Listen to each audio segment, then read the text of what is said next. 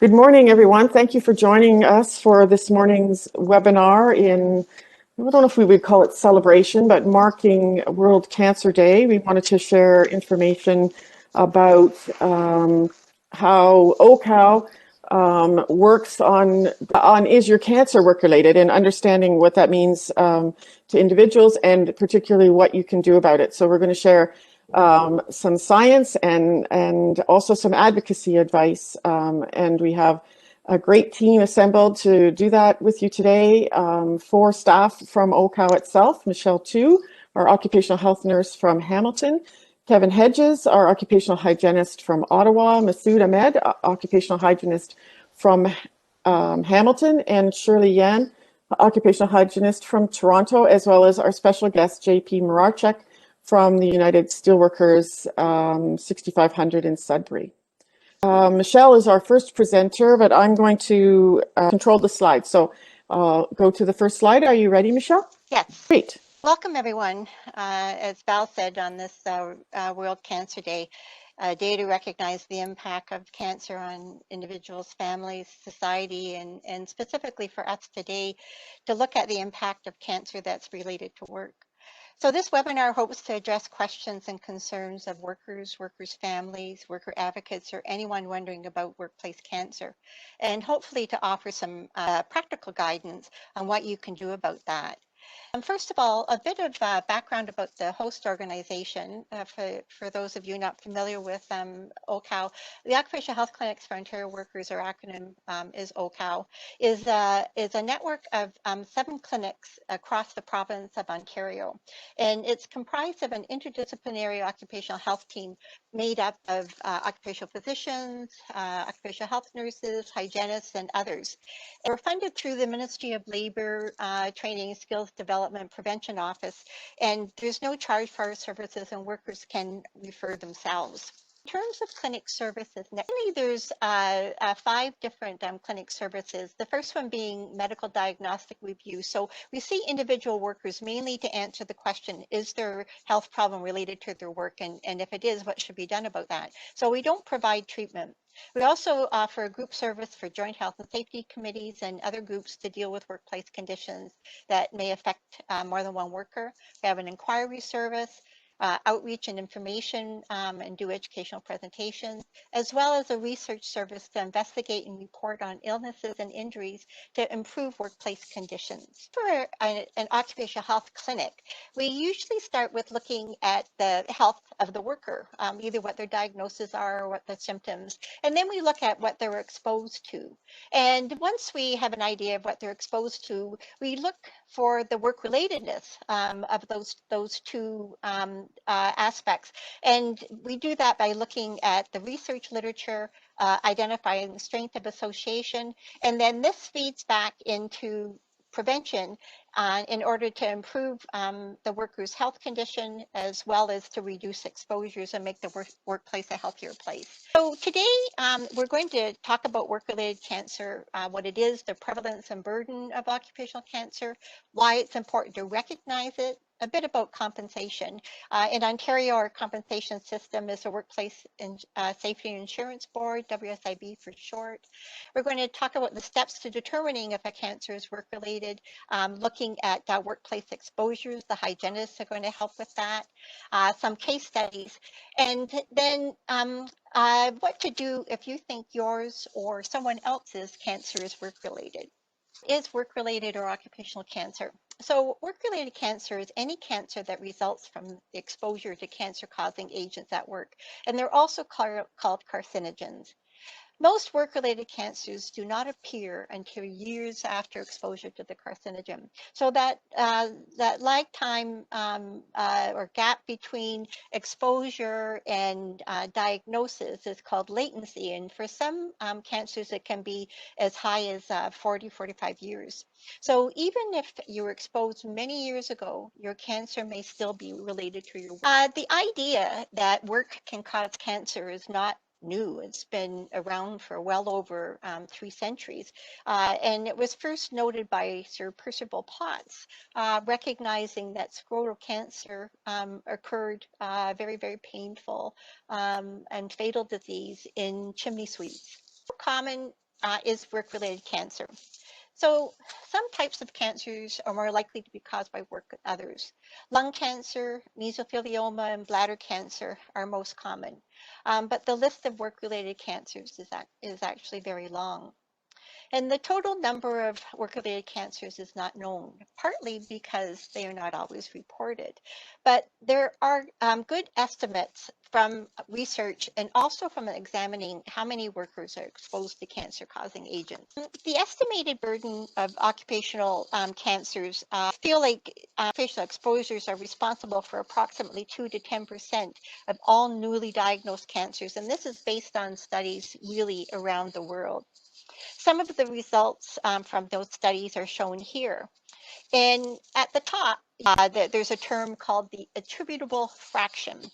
And that's the percentage of a cancer type that is found to be caused by workplace exposures. But it also represents the number of cancer cases which could be prevented if those workplace exposures didn't exist. You can see on this table that attributable fraction varies greatly by type of cancer, by gender, and by location. So if you look, even look at the bladder cancer column, the second over, the attributable fraction in Finland for males was 14 and for women was 0.07. But then if you go down and you look at the results in the UK, that you're looking at it being 7.1. It varies, as I said, by geographical location, by gender, and by the specific type of cancer. As you can see on here, only 2 of the studies reported on the attributable fraction for breast cancer at 1.7, which would still mean in the neighborhood of about 400 breast cancers per year. The burden of occupational cancer in Ontario was studied by the Ontario Cancer Research Centre, and a report was produced in 2017. We have a link at the end of the webinar. There's also one on this slide. The OCRC was established in 2009 and was actually the first research unit in Canada focused solely on workplace cancer, and one of the only such units in the world. So this tremendous team of researchers led by Dr. Paul Demers, an internationally recognized cancer expert, focuses its research on surveillance of occupational cancers, workplace exposures, identifying causes of cancers, and also effective ways to prevent workplace exposure. The burden of cancer in Canadian workers, and specifically Ontario workers, had never been studied before this 4-year project. We're going to come back to this report. The other agency linked to tracking carcinogen exposure is CAREX Canada. And the purpose of CAREX Canada is to estimate the number of Canadians exposed to substances associated with cancer in workplace and community environments. And you can see from this slide that they work closely with health and safety organizations such as WorkSafe BC to reduce occupational cancer, but they work with agencies around the world as well as around Canada. Going back to the burden of cancer in Ontario study and what did they find? On this slide, there's 3 columns. You can see the first one is the carcinogens. The second one is the annual estimated number of occupational cancers. So these aren't the cancers that have been reported. These are the estimated numbers. And these are based on the current exposures, which is the third column, which is identifying all the workers in Canada, or no, in this particular case in Ontario, who were exposed to that particular carcinogen. So the numbers are very large, as you can see. 1,400 skin cancers, 1,235 lung cancers, over 3,000 cases in total. And they identified the top cancer-causing agents as solar, sun, UV, asbestos, diesel exhaust, crystalline silica, and welding fumes. We're going to talk about the number of these cancers which were compensated or recognized as work-related in a few minutes. Why should we care if cancers are identified as work-related? There may be financial or other benefits for workers and for families. And while financial benefits will never ever replace a loved one or replace a worker's health, health, it still is very, very important. And workers really worry about their families if they've been diagnosed with cancer in terms of what's going to happen to them. So this is a very important reason to identify if a cancer is work-related, but it's not the only reason. There's an issue of social justice for some patients. Quite often when I'm talking to workers or when I'm talking to family who have lost a loved one, that they identify that the compensation, it isn't in many instances, the main reason that they're looking at pursuing a claim or wanting it identified. They really want to make their diagnosis or their loved one's death. They want it to count. They want it to be identified as being linked to the workplace, so that this can help coworkers.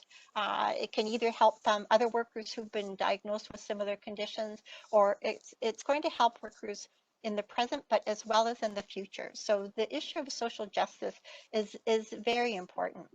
It also helps advance the knowledge and the research regarding the causes of cancer. And it results, pardon me, in a prevention focus. And we know with other occupational health issues that if you don't identify what is causing an occupational health problem or what is causing an occupational health issue, that likely there's not going to be anything done to prevent that. Talks about the proper accounting of public and private money. So you may know or may not know that if cancer is identified as being work-related, and if it's recognized as a WSIB claim, then all of the health costs associated with that claim are to be covered by WSIB. They're also supposed to pay for transportation to treatments or to diagnosis or for equipment or whatever. But if it's not recognized as a WSIB claim, then all of the costs for that condition are borne by the public healthcare system. And WSIB, as you know, is funded by employers. So there is this idea of the proper accounting of public and private money. There's a very large burden of occupational health costs on society. Not just compensation, but lost productivity, as well as caregiving costs, the loss of workers, of skilled workers. So despite this, occupational factors are often overlooked and cancers are not identified as work-related. So what about the recognition of work-related cancer in the compensation system? So this is a challenge to identify work-related cancers. So this slide, courtesy of Dr. Demers, is identifying the WSIB cancer claims by primary diagnosis for the last 10 years. So we can see that the blue line at the top is for mesothelioma cases. And mesothelioma, if folks don't know, mesothelioma is a cancer of the lining of the lung and the stomach, which is pretty much 80 to 85% associated with workplace exposure to asbestos. So it's the most commonly compensated disease across Canada, actually. So the second line is the number of lung cancer cases, and then the third line is all other cancers. So an average of 170 claims per year were accepted. So that's a far cry from the over 3,000 expected cases a year that we saw in the earlier table. So I am going to talk about mesothelioma a bit more. We just talked about its cause. It has a long latency period and can be from 20 to 45 years. WSIB will accept almost any occupational asbestos exposure as being causal. Mesothelioma is one of 3 diagnoses which is irrefutable in WSIB policy. So most cases of mesothelioma should be compensated. So, for example, if there are 100 cases of mesothelioma in men, there should be at least 80 accepted WSIB claims. So the underreporting of mesothelioma has been popular in terms and worthy of research because you have a good idea about how many claims should be accepted. And so there's been research done with a number of studies, but um, research was done in 3 provinces looking at claims from 1970 to 2005. And it identified that the percentage of mesothelioma cases reported for compensation ranged between 20 and 45%. So, that leaves at least 50% of the cases not recognized. You might remember the slide from just 2 slides ago, actually. It's the same slide that's looking at the allowed WSIB claims for the 10-year period. And this is specifically just looking at mesothelioma. So you may recall in the other table where we're looking at the number of cases that were expected per year, that the number for mesothelioma was 40 cases. And that's the green line. So over that time period from 2009 to 2018, that's the number of cases of mesothelioma on average that you would expect to see every year. The numbers in the red boxes, those are the actual number of mesothelioma, new mesothelioma cases in 2009, 2010, 2011. So just to show that the actual number of cases is much higher than 140, and that in terms of the number, these 3 numbers, that it's pretty much on a steep incline. So again, this shows that somewhere in the range of 50% of mesothelioma cases are not recognized and not reported. This slide is looking at the primal causal agent for accepted cancer claims in Ontario. And so the first column is the agent, the second column is the number of claims that have been compensated, and then the third column is the number that were expected. So asbestos was the biggest contributor, but you see that there were, just about 1/7 of the expected cases that were compensated. And if you look down the whole list of compensated and expected, that the numbers compensated compared to the number expected is the ratio is huge. And specifically, if you look at solar and ultraviolet radiation, that you see 24 claims for skin cancer when there were 14,000 expected. These are huge discrepancies. The next slide is talking about why aren't occupational cancers recognized or reported. And there are a number of reasons for this. But usually when someone is first diagnosed with cancer, or if it's your relative that's first diagnosed with cancer, your focus is on treatment and taking care of yourself and on caring and supporting each other. And so, to be faced at that point in time with a WSIB claim or sorting out what the cause is, etc., it's a lot to ask. There's also a lot of frustration in dealing with WSIB. And I can't say that isn't true, but JP later on is going to talk about practical ways to deal with WSIB claims. Causation of cancer in general is poorly understood by the medical profession as well as by the public. And the latency delays, it delays a connection between a worker's exposure and their current diagnosis. And often the default is that the cancer is not work-related, given an absence of evidence. Patients rely on their physicians for guidance and direction in initiating a WSIB claim. This was out of a study done in BC where workers with mesothelioma or family members were asked why they hadn't reported it, and the majority of them said that they were waiting for their physician or relying on their physician for guidance in that. But physicians are not well educated in occupational health, and they also may be misinformed. The couple that you see up in the right hand corner, this remind me of a woman who called because some of her husband's coworkers had identified who worked with asbestos, and he was in hospital, and I believe he died the week later. And they'd asked their family doctor about whether his cancer was work related, but he was a smoker, and that's what he said. So I asked permission of this lady to contact her family doctor, and thankfully I got someone who was willing to have a conversation about that. And after we looked at the relationship between asbestos, the synergistic relationship between asbestos and smoking.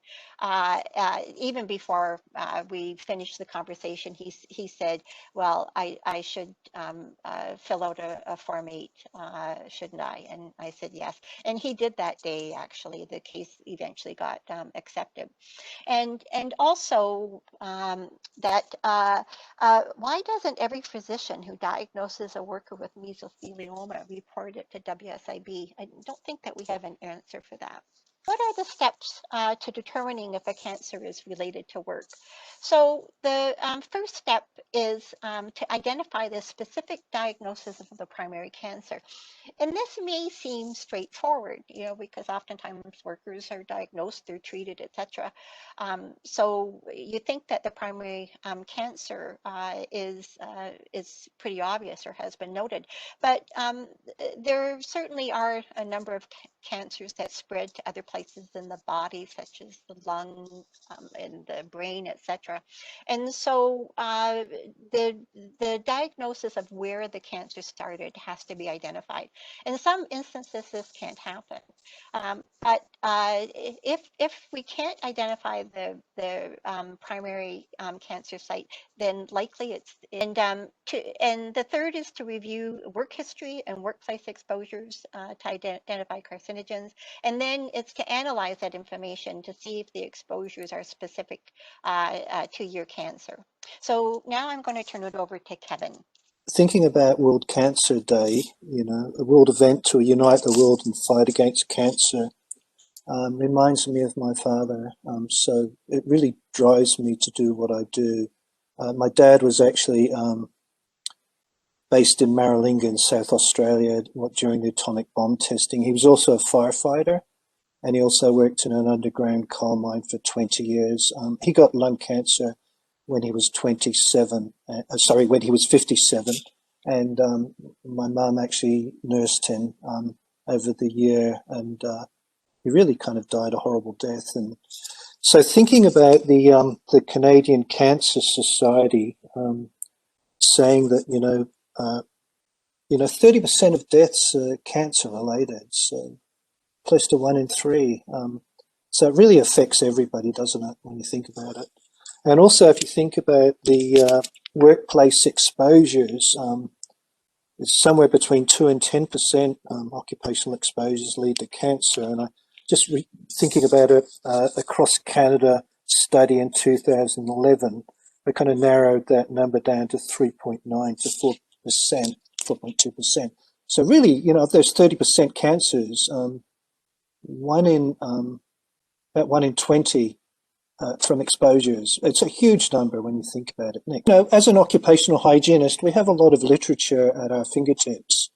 And so the International Agency for Research on Cancer produces monographs, so they provide documentation related to agents that cause cancer, including smoking, diesel exhaust, nickel, but many of them.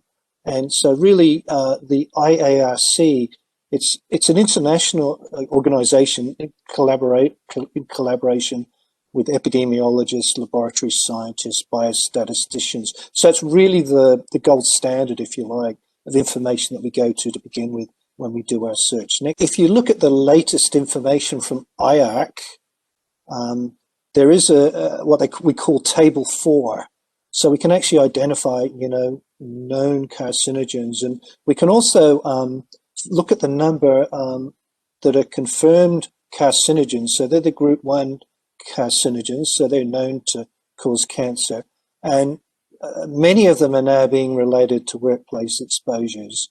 Ones that come to mind typically, with colon cancer, which is a gastrointestinal cancer, and WSIB have a policy there that links asbestos with colon cancer.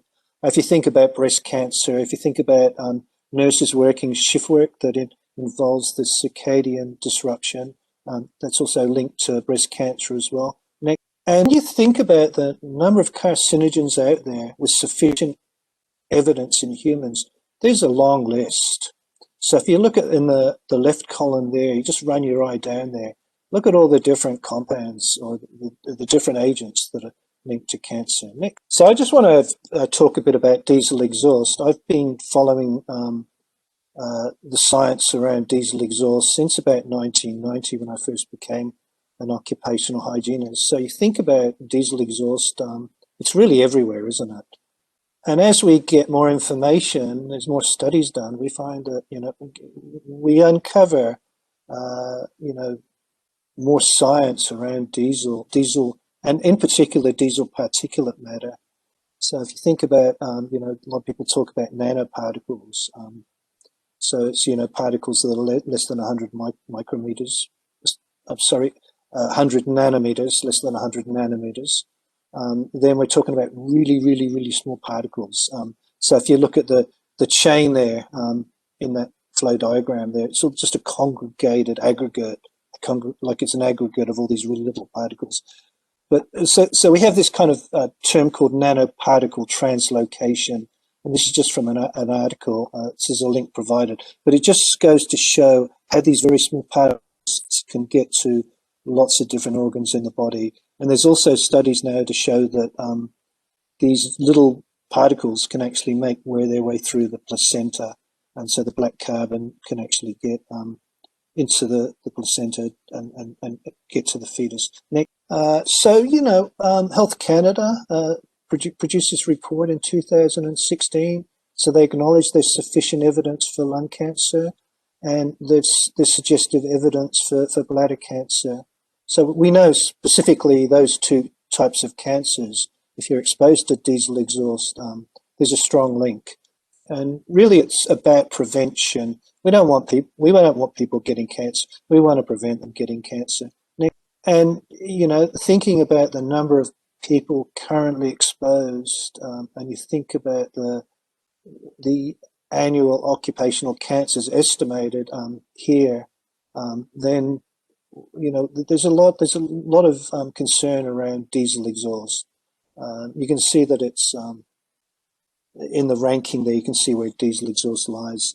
And what really kind of surprised me when I saw Dr. Demers present this slide was the number of compensated claims for being exposed to diesel exhaust in Ontario between 2009 and 2018 compared to the expected. So what a huge gap, 7 to 1,700. So what does that mean? People aren't putting in claims, or maybe the exposures aren't being recognized the way they should be. So really, this is a very good report, and a lot of the information shared is from this report. So I'd suggest everybody have a look at it. And what is really good in this report is from the OCRC, the Occupational Cancer Research Centre. They've actually recommended, occupational exposure limit for both mining and non-mining industries. So they've recommended an occupational exposure limit of 20 micrograms per cubic meter for mining and 5 micrograms per cubic meter for other workplaces. So this is really, really highlighting the importance of drastically reducing the current occupational exposure limit. They also, in the report, they talk about things that can be done. For example, getting a tow truck inspected and look at the diesel emissions as part of the inspection process. Now, this is just a hyperlink to a presentation that I gave to the Mining Diesel Emissions Council. I totally believe that setting a suitably protective occupational exposure limit is a key driver to reduce exposure. So if you hit on that hyperlink, not now, Val, but for anybody else who wants to go and explore that, you can get that. You can see that presentation. We're very fortunate so through the Occupational Disease Action Plan, there's a working group on diesel exhaust, but we asked if Paul Demers and Cheryl Peters from Carrix could provide a webinar, and they did.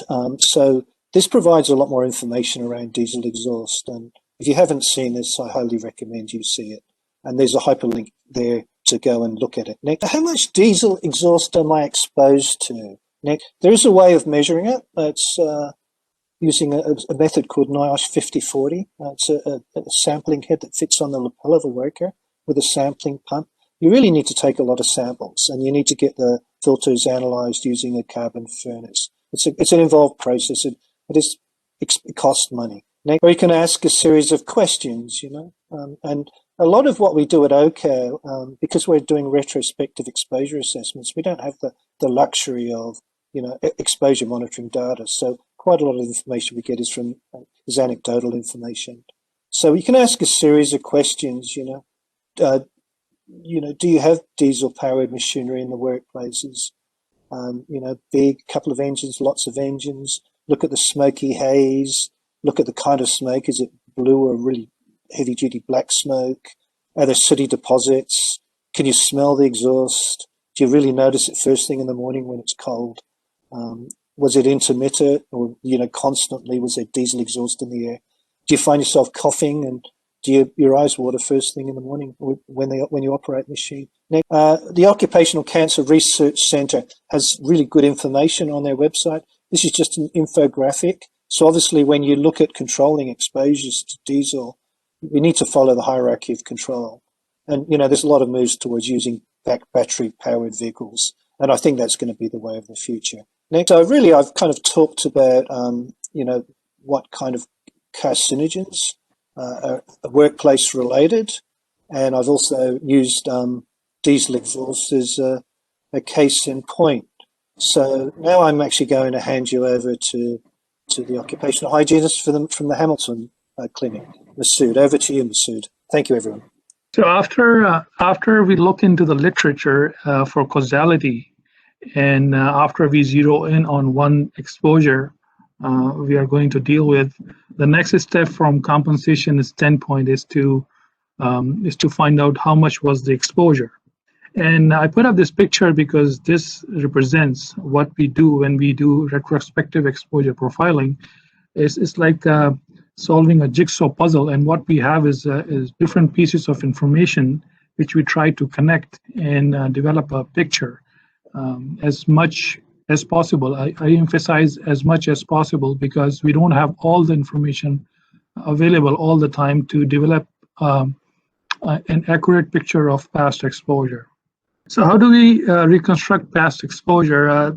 This subject has not been researched very well, but there are some studies, and I would like to mention this systemic review, which was done based on 400 peer-reviewed studies.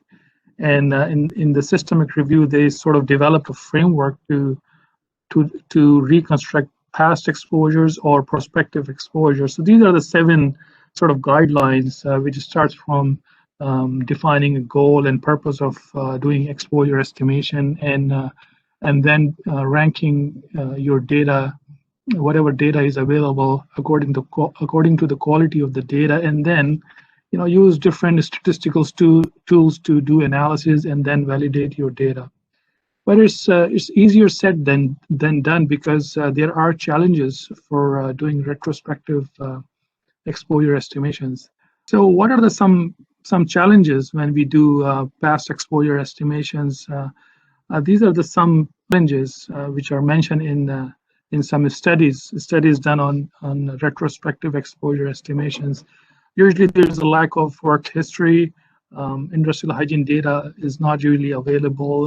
The information about work processes and the chemicals used, what engineering controls were used in the past. These kind of information which are vital for reconstructing an exposure is not readily available all the time.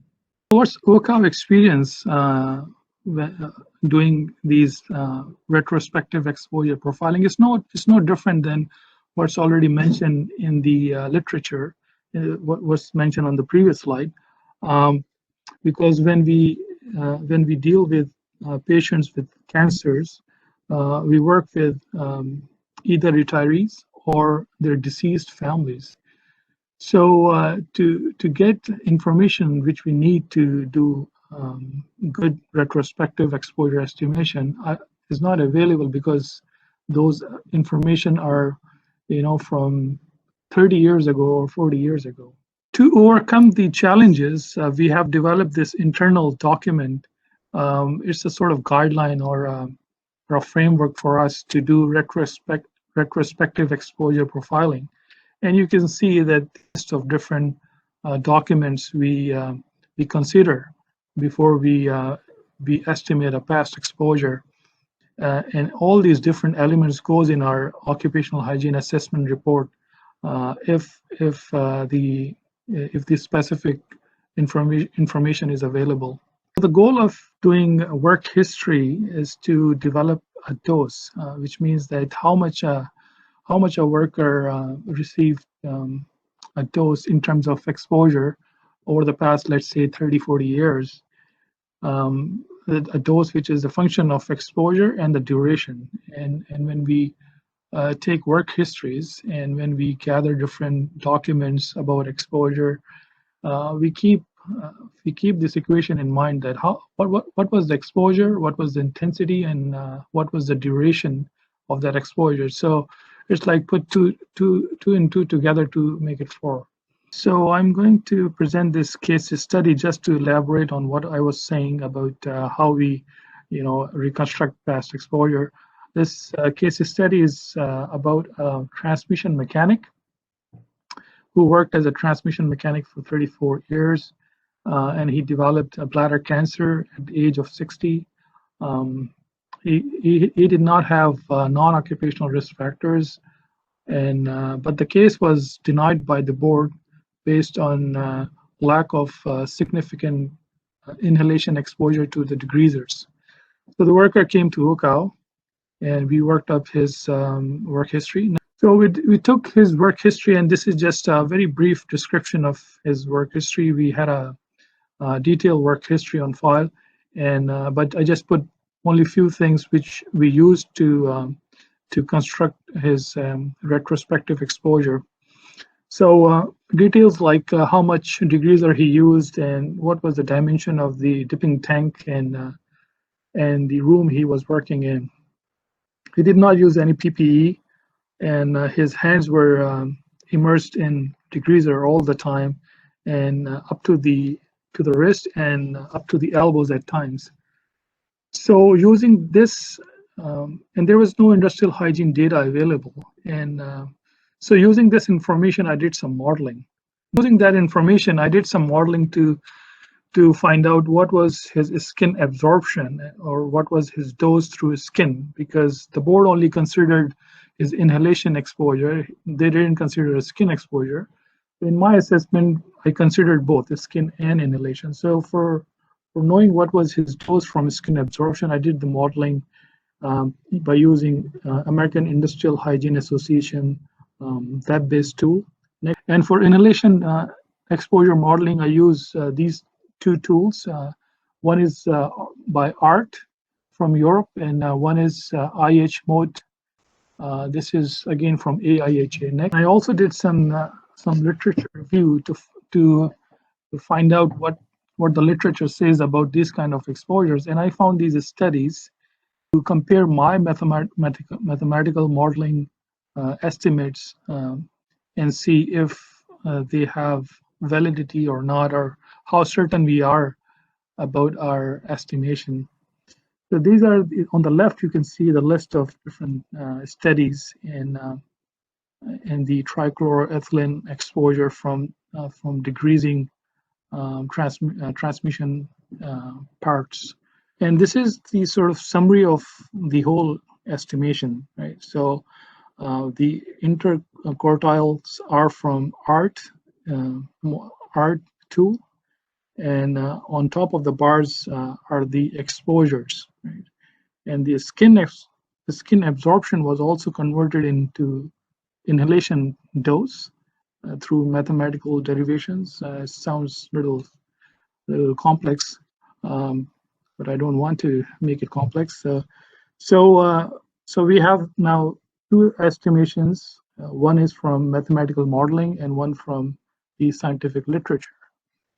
And then I tried to see if they both connect together to be sure on our estimation. So you can see the 50 percentile inhalation exposure, which is 62 milligrams per cubic meter, is quite the same as the skin absorption dose.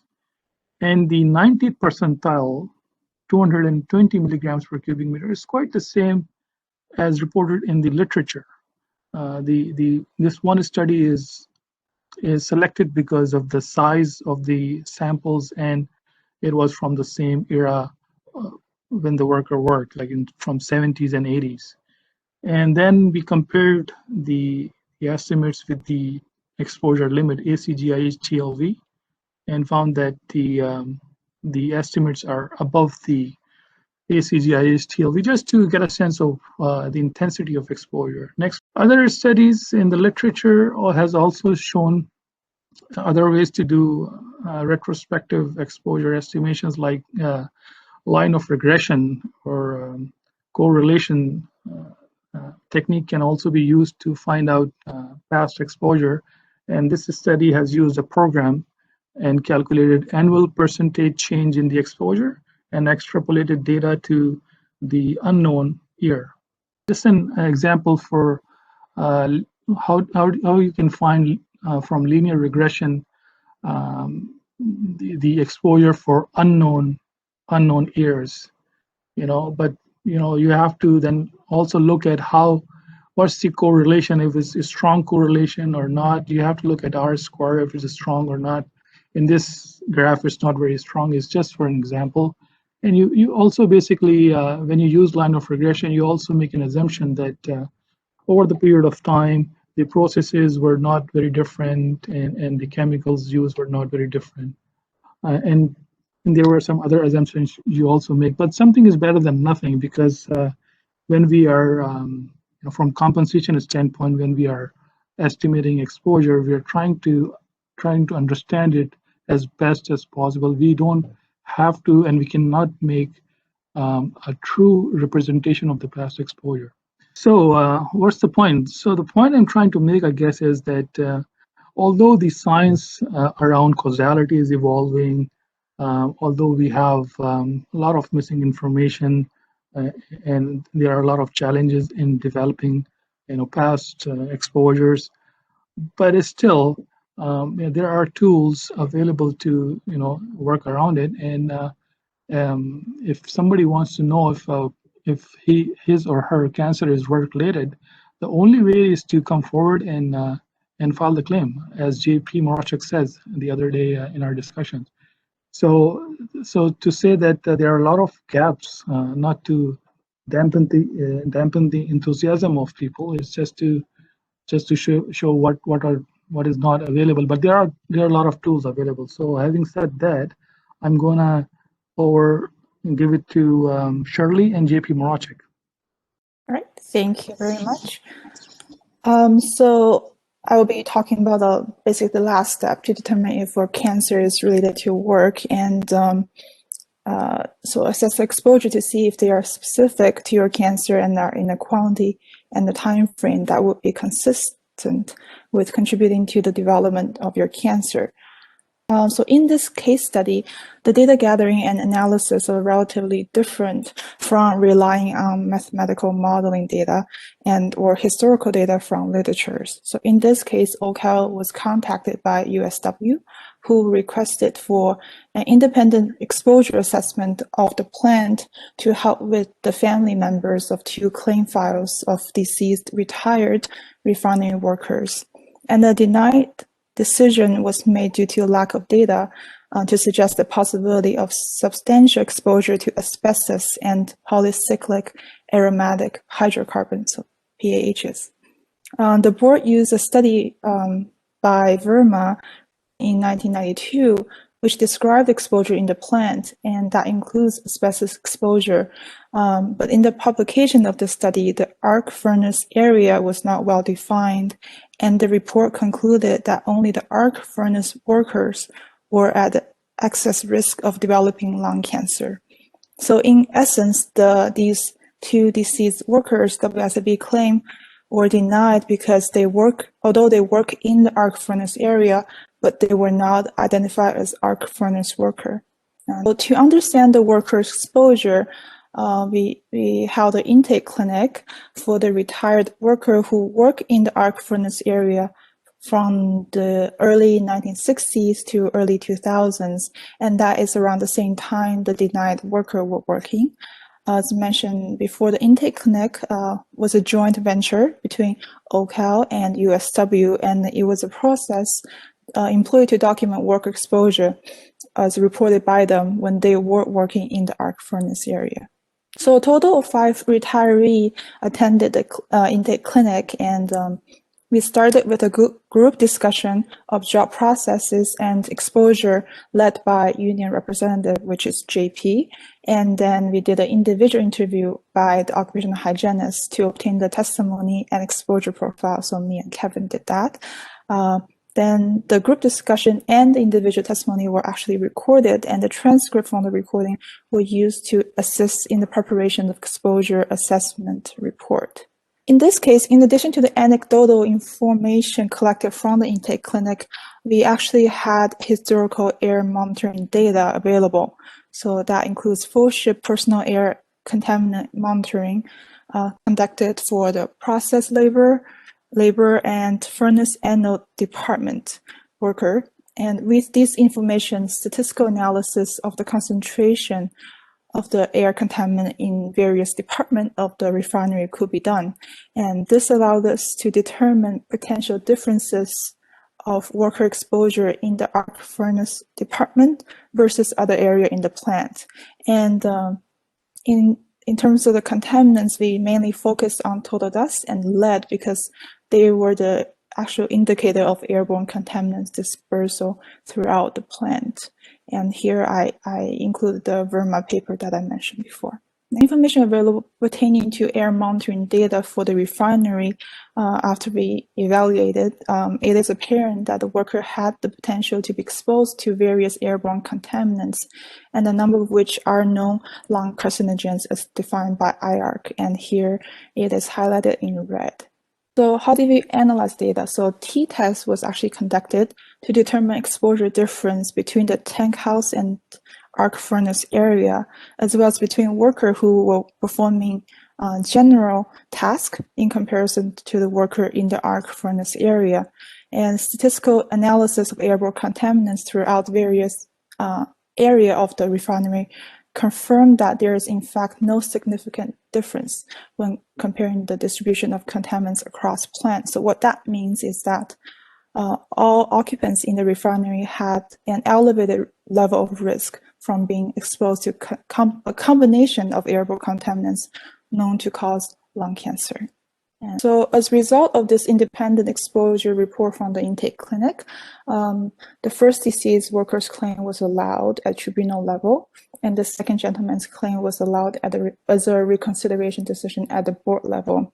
But I do want to point out that in this case study, there's a few main points that leads to a successful outcome to overturn the decision. So in this case, lung cancer is the primary cancer, and the lung cancer carcinogens are identified and that they are listed on IARC. So that's a very strong evidence-based organization. So, and there is evidence that the worker were exposed to the carcinogen, and also we are able to quantify the specific amount of carcinogen these workers were exposed to during their time of work. Another takeaway message from this case study is shown from here, actually adjudicators' own words from the tribunal level. And it says that although smoking is an important cause of lung cancer, but evidence of cigarette smoking will not disentitle a worker to benefit for lung cancer claim.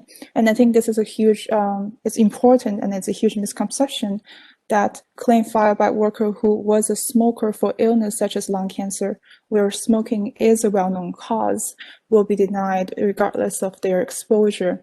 And I believe that in this case study, it showed that that's simply not true.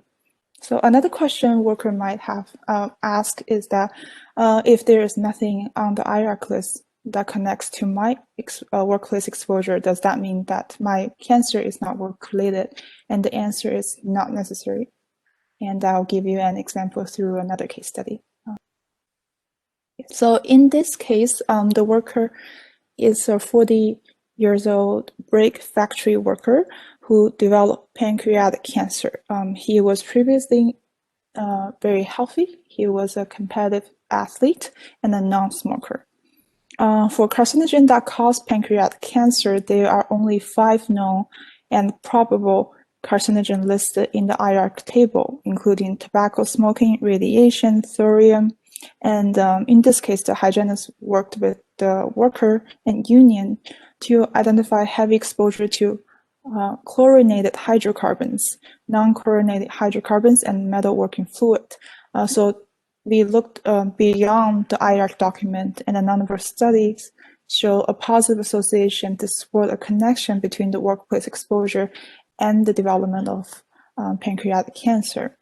So that way, the hygienist was able to present a case for multiple agents to have contributed to the development of the disease. And the multiple exposure to workplace cancer is a main topic addressed by Dr. Paul Dermier in his report to WSIB in 2020, so very recent last year.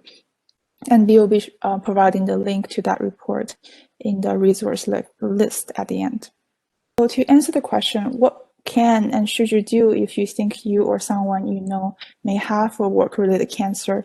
I'll pass that question to JP, who is a WSIB work representative for the United Steelworker and whom I had the pleasure to work with to provide more information on how to file a WSIB claim. Thank you. Just talk a little bit about the myths and the basics of initiating a claims, but I felt it important to highlight the myths just because it's a real barrier for some people just to take the first step. So some examples that I like to use, and if some of the most common myths that I've experienced from helping some of our members and people in the community, a classic example here is I'm retired, I don't qualify anymore, and that's false. Even in your retirement years, for any occupational disease claims or cancer claims, you could absolutely initiate claims for that. Shirley touched on this one. I smoked for many years. WSIB would never allow a cancer claim. That is false. The legal threshold or the merits in a WSIB world and the task that is upon the advocates is to demonstrate to the WSIB that the workplace was a significant factor in the development of that cancer. I'm going to touch a little bit about that later, but it's really a significant, not the significant, but a significant. And like I said, I'll touch on that in a bit.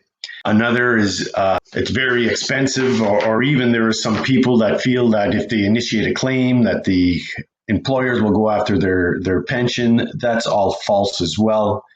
You don't need a representative to initiate a claim. It always helps and to guide. But for the initiation of the claim, it's the first step, and I'll touch on that as well.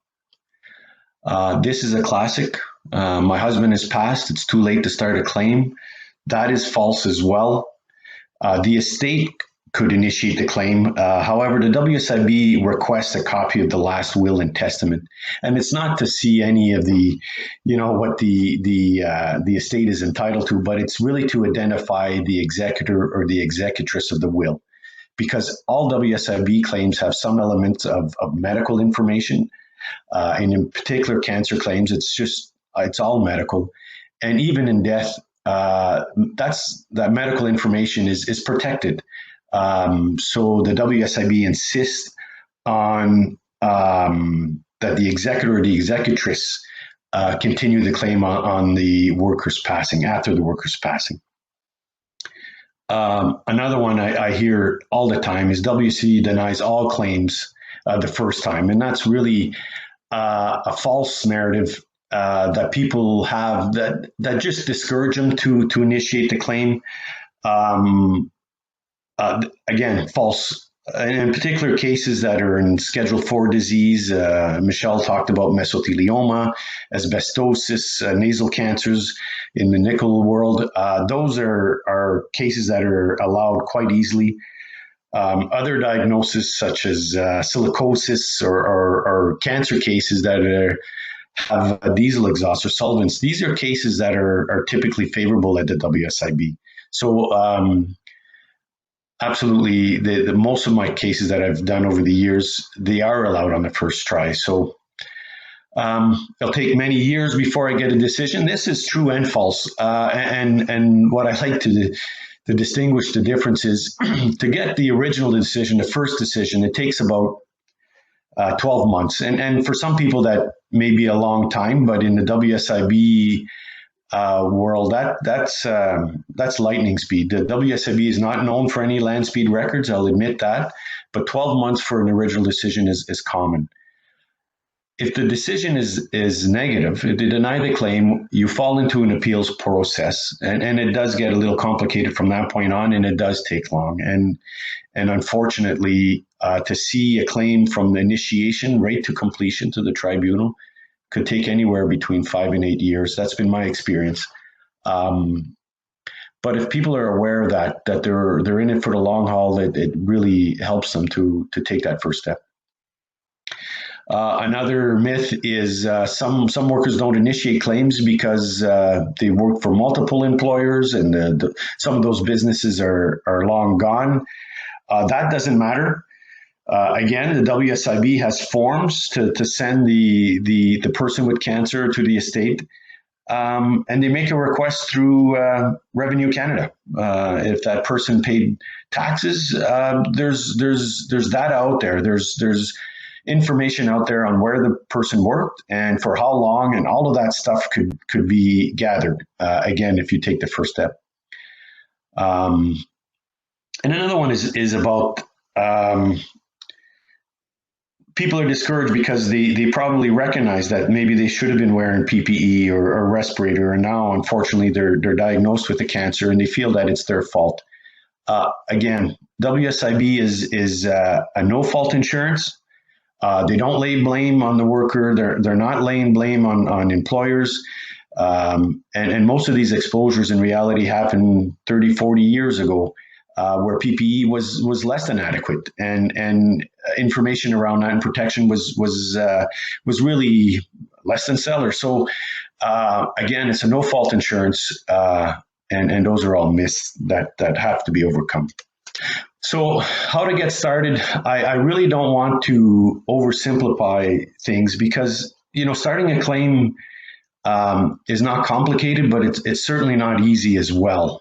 And it's important to distinguish both of them. And the reason why I say that is when someone walks into my office and they request help in their end-of-life journey, when someone is faced with a diagnosis of stage 3 or stage 4 cancer, and the doctors inform that person that you better get your paperwork in order, it makes for a very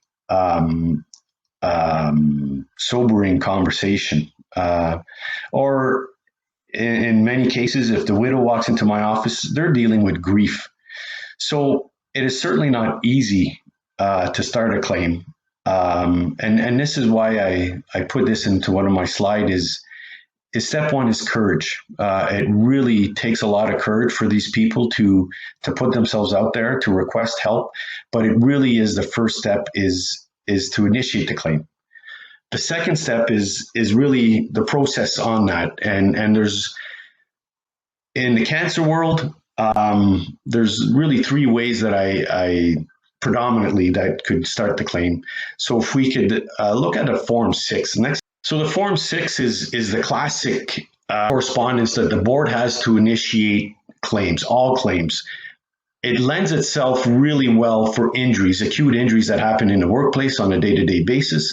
The Form 6 is really not a friendly form when you look at occupational cancers. So just a brief overview of the Form 6. I know it's not very clear and it's small, but the first section, of course, is the worker's information. There's always confusion, especially if the worker has passed. The executor puts their name here. It's meant to be the person that is diagnosed with cancer. They fill out their name and all of their information is meant to go to the first part. When it comes to the employer, that can be confusing as well, in particular when there's multiple employers or in the earlier years where there was asbestos exposures that are related, let's say, to the cancer. The Form 6 is meant for the last employer. And again, this is purely the way that the WSIB works. It's assigned to the last employer, not to say that it could be changed in the future, but it's the last known employer that goes there. The third part is, where's the injury? And again, that creates a lot of confusion. The injury date is really the date of diagnosis when it comes to cancer. And then the injury itself is the diagnosis. So that's a little different and could cause confusion. The second page of the Form 6, it talks about what has caused the injury. So this is where you put in potential exposures, and I say that in a very loose way. Even though you don't know exactly the exposures that you believe to be associated with your cancer, put them down. Whatever you think, because the burden of proof falls on the WSIB. It's up to them to look at the information and provide you a decision on what you believe may have caused your cancer. So again, you don't need any hard facts, is what you believe, and you put it down there. The last part, of course, a great way of starting this is with the family physician. Typically, any oncology reports, surgical reports, all of that stuff goes back to the family doctor. So the name and number of the doctor is a great way to start. Again, cancers are typically, in particular in my world, are people that are in their retirement years due to the latency of this awful disease. So when it comes to earnings information, no information is required. Cross it out in retirement years. The worker needs to sign this, and in the absence of the worker, if he's since passed, it's up to the executor to assign this. The last page, of course, is if you feel you need to put more details. That's always helpful, but it's not. You don't need that information. And one takeaway here: there's a 1-800 number. If anybody has issues with that, they can call that. The Form 6 is online as well. If people feel that they're able to use the computer, that seems to be a challenge. Again, with the cohort that we try to help, again, typically in your later years in your life, and that lends itself well to people that have problems with computers. But the form could be uploaded right away. It's a lot quicker on the WSIB website. And of course, all you got to Google is WSIB and it'll take you to that site. It's quite a friendly site. This was mentioned a few times, and some of the gaps in the system exist on this form. This is a Form 8. The Form 8, of course, is what's known as the doctor form. So if the doctor believes that your cancer may be work-related, you can fill out a form and initiate the claim for you. Not too much details in there, but again, the doctors have an important role to play in here. I really wish them a lot of courage to take that first step as well, because there's quite a bit of paperwork that's associated with this, or it could be perceived to be a lot. But if even the physicians take that first step to initiate claims, it can go a long way to help injured workers in the province here. Form 6, Form 7s, and Form 8s are forms that are classics of the WSIB. They love to see traditional forms. It's easy for them. But if you don't have access to a form and you really want to initiate a claim, a simple letter could start a claim, and that is my preference. I'm aware of Form 6. I like writing a letter. It provides the WSIB all the information that they require, but it gives a little more details. And I'm fortunate to have a secretary that makes things nice and neat. A handwritten letter is fine. There's a few things that you should keep in mind if you write the letter. You need to identify the diagnosis. and approximately when the diagnosis occurred. So in this particular gentleman, it was a lung cancer that I initiated for him last week, actually. Diagnosed in May of last year. Again, I'm putting down that I believe his workplace exposures to diesel, silica, oil mist, blasting fumes, all of this stuff was part of his long career underground. Do I know that he was exposed to a lot of these? Yeah, I could assume that. Silica, that's, you know what, I don't know. I'm going to put that in there because, again, the burden of proof falls on the WSIB, and that needs to be emphasized. Once the person has the courage to initiate the claim, the WSIB will gather the information and do the research to provide you with a decision. But it's that first step. Of course, I provide a little bit of occupational history, part of that letter. I direct the WSIB to contact the employer. And of course, I direct the WSIB on the worker's primary physician and the oncologist. They'll gather the information, and that's really to help speed things up right away. So again, a very simplified way of initiating the claim. The courage to take the first step is really where the message is in this, is just to start the claim. Once the claim is started, this is cool on after a claim is initiated. Like I said, either a Form 6, Form 8, or a letter. Once that letter is received at the WSIB, they're going to assign an adjudicator to the claim file and assign a claim number to it. The worker or the retired worker, the estate should expect a phone call from the adjudicator, the person that's assigned this, within a couple of weeks from the initiation of the claim. And if you don't have a call, I recommend the person to call the 1-800 number and to follow up. Say, listen, I sent a letter back in January. Where is it? And there's people there on the phone to help guide in that. There's always information. So it's the adjudicator's job to gather all information to the occupational history and medical documents. So like you'll note in my letter that I said, I provided them with the employer's information. I provided them with the doctors, the treating physician, all of that stuff. Once that information comes in, the adjudicator will likely request an opinion from an occupational hygienist. The WSIB has hygienists on their payroll. They have medical consultants. All of that stuff will be provided in the case record. And it normally takes, like I said, about 12 months to get a decision. If the claim is allowed, that's great. It takes a few more months for some benefits to flow from that. However, the claim is denied. It's really important to object to those decisions within 6 months. It's a legal way of keeping a claim alive to go to the appeals process. But if the claim is denied, the WSIB will send information on where to look for help. There's help in the province through the Office of the Worker Advisor. You object to the decision, you get a copy of the claim file. All that information is there. You could take that to your MPP. You could take that to your unions or a paralegal. The help is there, and there's a way to get access to that help after a decision is done. But again, the real message here is have the courage to initiate the claim, and there's people there to help you guide through the system, in particular if there's a negative decision with the appeals process. Standard of proof for the WSIB, and I touched this on one of my first slides, the burden of proof is that it's more likely than not that the worker's employment was a significant contributing factor in the development of the cancer here. So the important thing to take away is a significant, and of course the focus is worker's employment. The focus is around the workplace exposure. So there could be smoking history, there could be family history of cancers, there could be a multitude of things, but the WSIB has to look at the workplace exposures, and if they were a significant, doesn't have to be the significant, but just a significant. Thank you for your time. Thanks, JP, and everyone. So this is what else can you do? Thing on here is ask your doctor if they know of a link between your cancer and your work. And in many instances, doctors will say, no, go ask your union.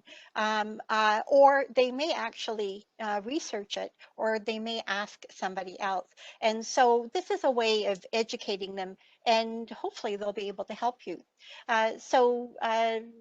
JP's already talked about contacting WSIB, asking your worker health and safety or WSIB rep for help, and notifying the workplace of a diagnosis of work-related cancer should trigger an investigation into controlling and preventing exposure to carcinogens so it doesn't happen to other workers. Keep track of your work history and exposures. You never know when you need to look back at where have you worked and what have you been exposed to link it to an occupational condition. And then the last thing on here is to contact OCAL. And your doctor can also contact OCAL for assistance. Key points: occupational cancer is not unusual, but it's often not recognized or not reported. Ask if your cancer might be related to work. Some workplaces, carcinogens are known, but there are a greater number of exposures with little formal evaluation. Identifying causation and reporting work-related cancers feeds prevention to make workplaces and workers safer. And there are resources that are available to help investigate work-relatedness of cancer and to help prevent it. So thank you, everyone. Yeah, so the first question we had in chat was it's from Crystal Stewart. What can we do to get doctors to query work-relatedness when the science supports it and to stop attributing cancer to smoking all the time? It's a great question. As I just said, that one of the things that we, as like the general public, can do is to ask physicians and get them interested, or at least get them educated about work-related cancers. And as I mentioned before, the issue of mesothelioma and why that shouldn't be just a check mark, because oncologists who usually are diagnosing those cancers, many of them are aware of a workplace connection. And I know that Mike Pisklevitz, the physician in our clinic, he speaks to the oncology residents every year about occupational cancers. It has been brought up to the Medical Association as well. But anyone else have any other ideas around that? I think it's a critical area of discussion. It's about educating general practitioners around workplace exposures and causation. So we really need to work on that a lot more, I think. Another challenge, if you allow me to give you my thoughts on this, when doctors go through medical training and medical school, they often live in this world of medical certainty. They're always reluctant to give an opinion if it's not 100% sure. And that clashes in the WSIB world because, like I said, in the WSIB world, you only have to show that the exposures were asignificant, not asignificant. So there's a real challenge there in the way that they're trained as medical professionals and what is really applied in the WSIB. And again, it goes to the gap that Kevin is talking about here. Thank you. So the next question comes from Laura Welsh. Does shift work contribute to any cancer other than breast cancer? And how was the link found? At this point in time, it's breast cancer that is listed on the table 4 as a probable being probably caused by shift work, and it's really work at night. I know that there is work being done looking at prostate cancer as well as looking at colon cancer in relation to shift work. But that hasn't been declared yet, shall I put it that way. And the link between breast cancer and shift work, again, IARC brings together experts from around the world to look at specific agents or exposures. And they review all of the available research for its quality and its conclusions. And they look at the human research as well as they look at animal studies. And that predominantly the decisions or the information around shift work and breast cancer was from studies of nurses in the U.S. and actually other places as well, and also looking at other people who work night shift. They also looked at airline attendants, and so anyway, that is how that came about. Anyone else have anything to add to that? Yeah, if I can just add to that, we talk about the IARC monographs, but the literature is evolving all the time. So, if we were given a case, sort of a breast cancer case, then we would look at what literature has been released since the IARC monograph right up to now. So there might be more recent studies that we can refer to, but that's part of the retrospective exposure review as well. Yeah, there are studies. I mean, the studies that Michelle's talked about, typically a good place to start is the monograph, but there will be other nursing studies that I just don't have my fingers on, but we can get those as well. Thank you.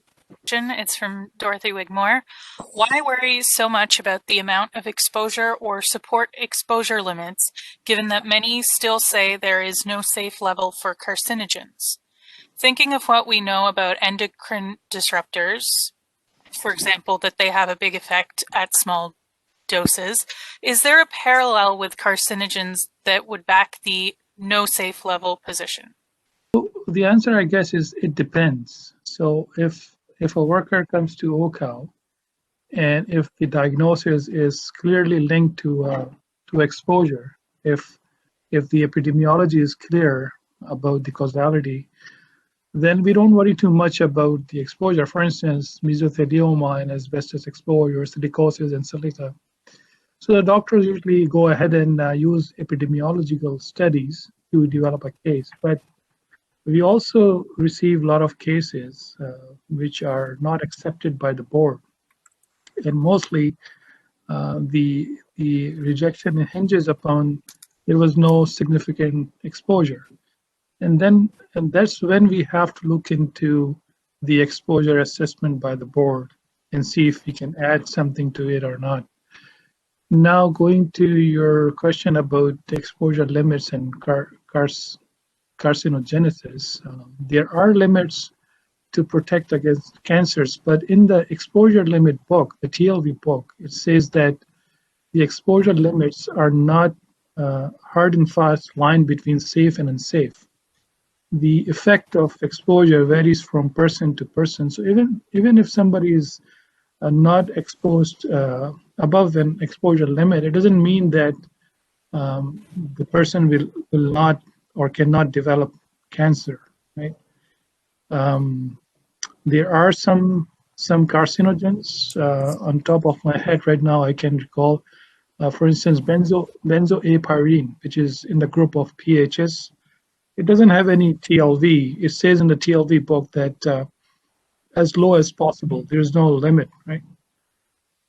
So yeah, there shouldn't be too much emphasis on exposure, but if the causality is not very clear, if the exposure is being questioned, then we look into the exposure. But we'll be happy to not look at it if WSIB can expand their list of scheduled diseases, And we have to look at dose response curves. And so case in point, if you look at diesel exhaust, for example, in Ontario, the current exposure limit for diesel in mining is 0.4 milligrams per cubic meter as total carbon. But if you look at a dose response curve from a meta-analysis done by Rolf Vermeulen, we know an elemental carbon exposure, which is lower than the total carbon, elemental carbon at 0.1, we know there's a more than 2 times the relative risk for lung cancer. So if we were just to go by the exposure limit, then that's definitely not the best approach. So we really need to look at the literature and the dose response curves and what evidence is out there to show what health effects are at these lower levels. If that answers your question, Dorothy. He had another question, and that was based on experience in London, England, when you blow your nose, what color is whatever comes out? I saw that in the chat box. I thought that was a great thing to put in there. we're trying to sort of get an idea, qualitative idea of what how much people are exposed to, and having a list of questions to ask, and just adding another question to that list is quite helpful as well. Thanks. If I could add to that as well, Kevin, and this goes to Shirley's presentation about intake clinics. When workers describe things like that, when they blow their nose and it's black soot, or my eyes are burning, or I choke, those are all symptoms that could be identified and assessed by people like yourself, a hygienist, and compared to different ways. At certain levels, you tend to get burning eyes, or depending on what exposures. But those types of descriptions are great if you have the ability to talk to workers. And in the event that these workers are past, co-workers and intake clinics is a great way of getting that information. It's important information. Next question we have is from Neil McMillan. Paul Demers' most recent report highlights synergistic multiplicative effects of combined carcinogenic exposures. How does OCAL account for non-monotonic toxicological effects? Also, when epidemiological conclusions apply to groups or populations, how does OCAL apply data to individuals who develop illnesses outside established average latency periods? Okay, that's a really interesting question. And I'll start with the latency question first. To me, latency is a sliding scale. And if you listened in on Paul Demers' presentation, I think it was last week, typically cases may be denied because they don't meet this certain criteria. So, case in point, it's really important to look at the literature and to understand the latency between, exposure and the onset of the disease. I've been working on a case recently looking at acute myeloid leukemia and benzene exposure. And if you look at the literature, there's quite a big range of latencies associated with that. But to pigeonhole it in a 10-year period, I think it's wrong. So it's really treating on a case-by-case basis. So the other question about synergy and multiplicative, something's being multiplicative. It's a complicated toxicological science. So if you think about the ACGH, the American Conference of Governmental Industrial Hygienists, guidelines for assessing exposures against limits, they talk about an additive limit.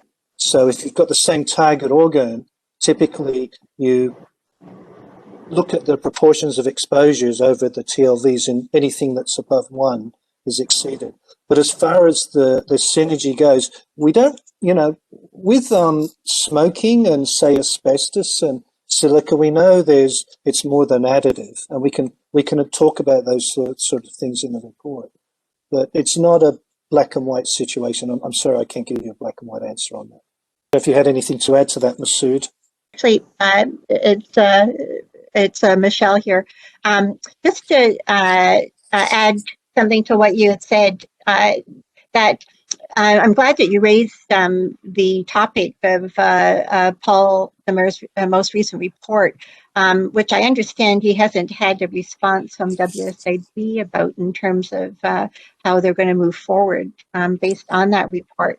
But with the example that Shirley had given, that you saw in that example that didn't stop at IARC, did look at multiple exposures, did try to, from lots of other research reports beyond IARC, and did try and look at the compound effect of those exposures. Now, in the end, there wasn't any sort of absolute mathematical formula that identified that they were causative. But the WSIB did accept that claim. And each claim or case that is reviewed by OCAL is is a one-by-one. Certainly you can learn from one case and apply it to the next case, but each worker's case is looked at specifically about what the workers' exposures were, what their diagnosis is, what their health history is, etc. And so we do try and leave no stone unturned. And Masood's across the room from me. Did you have anything to add to that? What I wanted to say was already covered by Kevin, but I just want to say that this synergistic effect thing is mentioned now in OCRC report is quite promising, because talking to doctors internally, they always been very, very frustrated because there is not a solid science. We don't have a lot of toxicological and hygiene data to back up the argument on synergistic effect. But they've always been very, very frustrated. How do we actually address this? Because in reality, all the workers are, practically speaking, they're exposed to soup of exposures. There's no such thing as one exposure at a time. So it's quite promising to see things being addressed at this level. That's all I want to say. Thanks. Thank you. So our next question is from Miriam Mausius.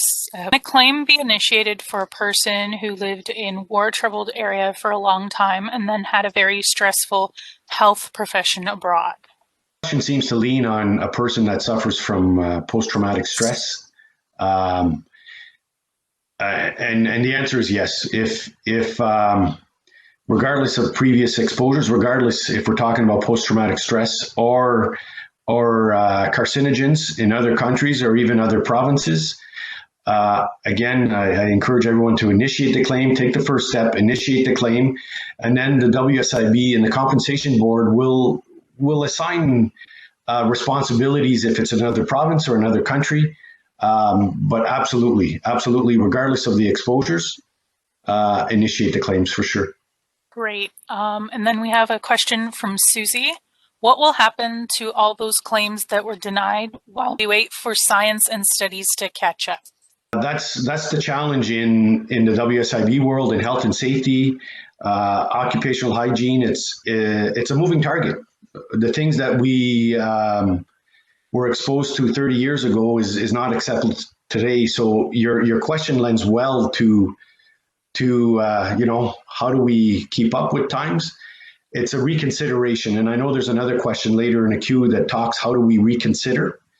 I'll give you an example. I initiated a claim for one of our members, an underground worker, back in 2008. It was a lung cancer. It was denied. And since then, as we know, diesel is a class 1 carcinogen. I made a request, a simple letter requesting a reconsideration in light of new evidence. It reopened the case, and they've allowed the case since. I'm very fortunate that, or this gentleman's very fortunate that he's still around today, and over the moon. So the challenge is, how do you get to that point? The burden falls onto the family. Unfortunately, it falls on the family. The WSIB or the tribunal is not going to go back in previous decisions and say, hey, listen, the science has changed. That's very unfortunate. So the burden falls on the worker if he's still alive and well, or the estate, which is always a challenge. But it's definitely doable in a reconsideration. I want to add that we do have a lot of rare cancer where there's not a lot of research done, and even if there's research done on it, the power is not strong, because it's such a rare cancer. In terms of epi data, the number of workers who are actually exposed or who actually develop that cancer is low. So then, in terms of getting power or evidence through epi data, it's hard. But however, I want to say that there's always a quote that I follow by, is that the absence of evidence is not evidence of absence. So in terms of when will the science or when will the epi data catch up, right now we will have to record down what's happening and keep on putting in more information and research for more information, and is just not giving up. I think that's what we can do. I think also what we try and do, we try and look at the latest literature. You know, we want to look at papers in the last 5 years, and you know, there have been claims that we've looked at, reports that we've looked at that are 10 years old, and we've revised them, and then we've looked at, you know, the latest information, and quite a lot of the times what I find is that certain, you know, agents are missed. So, you know, the WSIB might have rejected a claim for a certain, you know, exposed to a certain agent, but maybe something else was overlooked. So when we revisit the claim, we may see something else that the person was exposed to that will help us with that new report. And also, you know, if it's denied by WSIB, then it still has to go to, you know, as part of an appeal to WSIAD, I believe, JP. So, you know, you get second and third chances of revisiting the retrospective exposure reviews as well. All right, and as JP mentioned, there was a related question. That was, how does one start a reconsideration? So I guess the question is about that process. Depends on two ways. I mentioned in my presentation that it's important to object to a decision within 6 months. The reason for that, it protects the time limits. If you let those time limits expire, or in the event that you have a negative decision and in 10 years' time there's scientific literature or some information that lends well,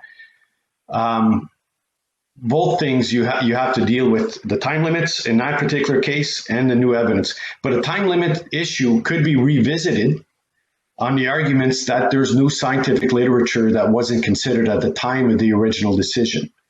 So the process of a reconsideration is simple. If you go back to my presentation and look at that letter, instead of having we're requesting to initiate a claim, that letter would have, we're requesting a reconsideration in the decision, and provide some sort of evidence on the reasons why you believe that it should reconsider. And it's typically on the fact that there wasn't evidence at the time of the original decision. But a simple letter requesting a reconsideration will get the process started.